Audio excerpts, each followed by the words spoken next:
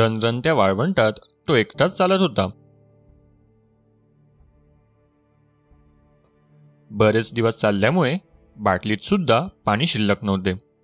पुढे काय या विचाराने निराश झाला. दूरवर त्याला एक झोपडी दिसली. हे मृगजळ तर नाही ना, ही शंका सहज येऊन गेली. तो चालत राहिला. तिथे झोपडी खरोखर होती. आनंदाची बाब म्हणजे तिथे हँडपंप सुद्धा होता. आता पुष्कळ पाणी मिळेल या विचाराने त्याने हँडपंप चालवला.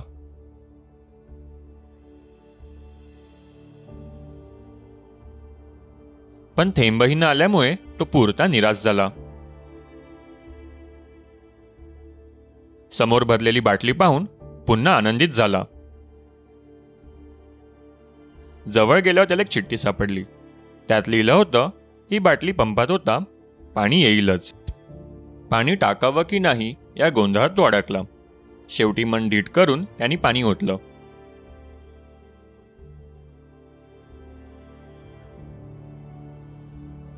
हँडपंप मारत राहिला. थोड्याच वेळात पाण्याचे तुषार उडू लागले.